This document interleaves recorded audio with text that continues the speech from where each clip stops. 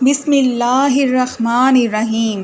السلام علیکم ورحمۃ اللہ وبرکاتہ۔ حضرت آدم علیہ السلام کی پیدائش سے پہلے اس دنیا میں کیا تھا، اس کے بارے میں سائنسدانوں کی مختلف رائے ہیں۔ کچھ سائنسدانوں کا خیال ہے کہ حضرت آدم علیہ السلام کے پیدا ہونے سے قبل دنیا میں لوگ زندگی بسر کر رہے تھے۔ بعض سائنسدان کہتے ہیں کہ حضرت آدم علیہ السلام کے زمین پر اترنے سے پہلے یہاں کئی صدیوں تک ڈائناسور زندگی بسر کرتے رہے ہیں۔ پھر وقت گزرنے کے ساتھ ساتھ ان کی نسل اس دنیا سے ناپید ہو گئی ہے۔ بعض کا کہنا ہے کہ یہاں جنات کا دور تھا، وہ زمین پر ہر چیز پر قبضہ جمائے ہوئے تھے۔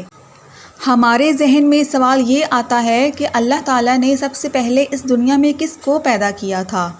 اللہ تعالیٰ نے انسانوں کو کیوں زمین پر پیدا کیا ہے؟ اس میں کوئی شک نہیں ہے کہ اللہ تعالیٰ ہی سب کو پیدا کرنے والا اور زندگی دینے والا ہے۔ اللہ تعالیٰ اپنی کتاب قرآن مجید میں فرماتا ہے کہ وہی ہے جس نے آسمانوں اور زمین کو 6 دن میں پیدا کیا، پھر عرش پر جلوہ فرما ہوا۔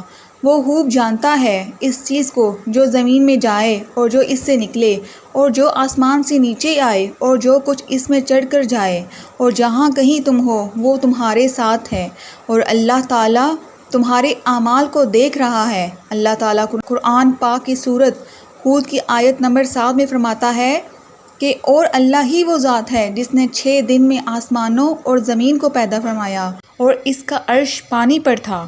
امام احمد بن حنبل بیان کرتے ہیں کہ نبی اکرم صلی اللہ علیہ وآلہ وسلم سے کسی صحابی نے عرض کی، اے اللہ تعالیٰ کے پیارے محبوب صلی اللہ علیہ وآلہ وسلم، اللہ تعالیٰ آسمانوں اور زمین کو پیدا کرنے سے پہلے اس دنیا میں کیا تھا؟ نبی اکرم صلی اللہ علیہ وآلہ وسلم نے فرمایا، اللہ تعالیٰ کے علاوہ کچھ بھی نہ تھا، یہ سب کچھ اللہ تعالیٰ نے بعد میں بنایا ہے۔ اس وقت نہ ہوا تھی نہ پانی، یعنی کہ اللہ تعالیٰ کے سوا کچھ نہ تھا۔ پھر اللہ تعالیٰ نے پانی پر اپنا عرش بنایا، اس وقت ہی مخلوق کی ابتدا ہوئی۔ امام ابو داؤد، امام ترمذی، امام احمد اور بے شمار محدثین نے روایات کے ذریعے ہم کو بتایا ہے کہ نبی اکرم صلی اللہ علیہ وآلہ وسلم کا فرمان ہے کہ بلا شبہ خدا نے سب کچھ بنانے سے پہلے قلم کو بنایا، پھر خدا نے قلم کو حکم دیا کہ لکھ، پھر قلم نے اللہ تعالیٰ کے حکم سے اس طرح چلا کہ اس نے قیامت تک ہر چیز لکھ دی، جو پیدا ہونا تھا، مرنا تھا، یا پھر ہر کسی کے ساتھ جو کچھ ہونا تھا، یہ سب کچھ لکھ دیا۔ اس کے بارے میں اللہ تعالیٰ کے سوا کسی کو علم نہیں، یہ بس اللہ تعالیٰ کی ذات ہی جانتی ہے کہ کس کے ساتھ کیا ہونا ہے، کس کو کتنا رزق ملنا ہے۔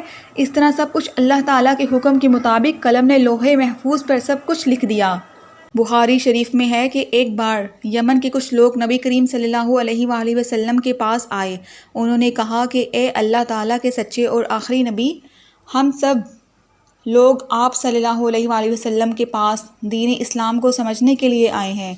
ہمارا سب لوگوں کا یہ سوال ہے کہ اللہ تعالیٰ نے سب سے پہلے کس چیز کی تخلیق فرمائی ہے؟ نبی اکرم صلی اللہ علیہ وآلہ وسلم نے اس وفد کو فرمایا کہ اللہ تعالیٰ کے سوا کچھ نہ تھا۔ اللہ تعالیٰ نے پانی پر اپنا عرش بنایا، پھر قلم کو بنایا، پھر قلم کو حکم دیا کہ لوح محفوظ پر سب کچھ لکھ دے۔ قلم نے اللہ تعالیٰ کے حکم سے لوح محفوظ پر سب کچھ لکھ دیا۔ قلم نے ازل سے لے کر ابد تک لوح محفوظ پر سب کچھ لکھ دیا۔ علماء اکرام بیان کرتے ہیں، اللہ تعالیٰ نے قلم کو بنانے کے بعد لوح محفوظ کو بنایا، اور اللہ تعالیٰ کے حکم سے قلم نے لوح محفوظ پر سب کچھ درج کر دیا۔ ان کے بعد زمین و آسمان کو اللہ تعالیٰ نے پیدا فرمایا۔ اللہ تعالیٰ کی پیدا کی گئی چیزوں کی ترتیب کچھ یوں ہے۔ مسلم شریف میں کچھ اس طرح سے بیان کیا گیا ہے کہ حضرت ابو ہریرہ سے مروی ہے کہ آقا دو جہاں حضرت محمد صلی اللہ علیہ وآلہ وسلم نے میرا ہاتھ پکڑا اور ارشاد فرمایا کہ اللہ تعالیٰ نے ہفتے کے روز مٹی کو بنایا، اتوار کو پہاڑ اور زمین، پیر کو درخت پیدا فرمائے، منگل کو اللہ تعالیٰ نے مشکلات، بیماریاں، جراثیم، مصائب اور بہت قسم کی تکالیف کو پیدا کیا۔ اللہ تعالیٰ نے نور کو بدھ کے دن تخلیق فرمایا، جمعرات کے دن اللہ تعالیٰ جانوروں، چرند اور پرند کو پیدا فرمایا۔ پھر اللہ تعالیٰ نے جمعے کو عصر سے لے کر رات ہونے تک کے درمیانی وقفے میں حضرت آدم علیہ السلام کو پیدا فرمایا تھا۔ اللہ تعالیٰ نے سب کچھ پیدا کرنے کے بعد سب سے آخر میں انسان کو پیدا کیا، یعنی کہ حضرت آدم علیہ السلام کو پیدا فرمایا۔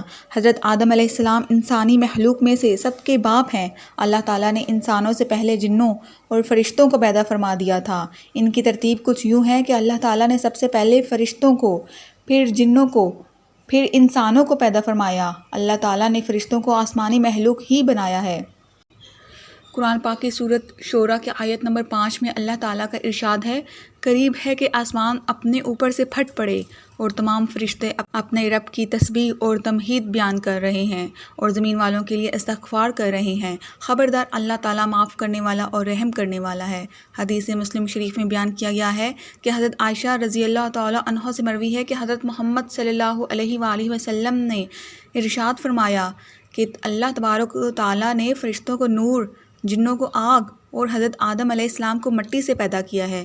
اللہ تعالیٰ نے فرشتوں کو، پھر جنوں کو، سب سے آخر میں انسانوں کو پیدا کیا۔ قرآن پاک کی سورہ الحجر کی آیت نمبر 27 میں اللہ تعالیٰ فرماتا ہے کہ اور اس سے پہلے جنات کو ہم نے لوہ والی آگ سے پیدا کیا۔ جنات کی تخلیق کے بارے میں بے شمار آیات اور احادیث میں بیان کیا گیا ہے۔ اللہ تبارک تعالیٰ نے فرمایا ہے، اور جنات کو آگ کے شعلے سے پیدا کیا گیا۔ یہ آگ کے بھڑکتے شعلے کے کنارے کو کہتے ہیں۔ گویا جنوں کو آگ کی جڑ سے نہیں بلکہ آگ کے شعلوں کے کنارے سے پیدا کیا گیا۔ خدا نے شیطان مردود ابلیس کا قول قرآن پاک میں نقل کیا ہے، تو نے مجھے آگ سے پیدا کیا۔ اس سے پہلے بھی بیان کیا جا چکا ہے کہ اللہ تعالیٰ فرماتا ہے کہ جنات کو ہم نے لوہ والی آگ سے پیدا کیا ہے۔ شیطان ابلیس ملعون بھی جنات کی نسل میں سے ہے۔ اس مسئلے میں کسی بھی مسلمان کو کوئی شبہ نہیں ہے، کیونکہ اللہ تعالیٰ قرآن پاک میں فرمایا ہے کہ ابلیس فرشتوں سے نہیں بلکہ جنوں میں سے تھا۔ حسن بصری رحمۃ اللہ علیہ بیان کرتے ہیں کہ ابلیس ہرگز فرشتوں کی جنس سے نہیں تھا۔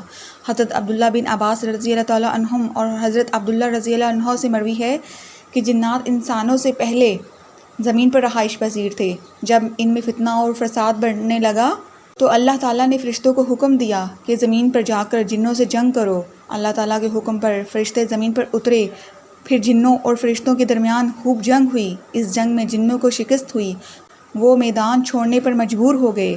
وہ وہاں سے بھاگ کر جزیروں اور پہاڑوں میں چلے گئے۔ اس وقت سے لے کر آج تک جنات جنگلات اور پہاڑوں میں ہی زندگی بسر کر رہے ہیں۔ اس واقعے کے 2000 سال کے بعد اللہ تعالیٰ نے حضرت آدم اور بی بی حوا علیہ السلام کو زمین پر اتارا تھا۔ پھر حضرت آدم علیہ السلام اور اماں حوا سے تمام انسانوں کی نسلیں چلیں۔ یہ دنیا فانی ہے، ایک دن قیامت آ جائے گی۔ اللہ تعالیٰ سب کو اس دنیا سے اٹھا لے گا، پھر اللہ تعالیٰ ان سب کو دوبارہ زندہ کر کے حساب و کتاب لے گا۔ جس کے نیک اعمال زیادہ ہوں گے ان کو جنت میں، اور جن کے برے اعمال زیادہ ہوں گے ان کو جہنم میں بھیج دے گا۔ اللہ سے دعا ہے وہ ہمیں نیک اعمال کرنے اور برے کاموں سے دور رہنے کی توفیق عطا فرمائے۔ آمین ثم آمین۔ امید کرتی ہوں آپ کو ہماری آج کی ویڈیو پسند آئی ہوگی۔ تب تک کہ ہمارے چینل کو لائک، شیئر اینڈ سبسکرائب ضرور کر دیجیے گا۔ اللہ حافظ۔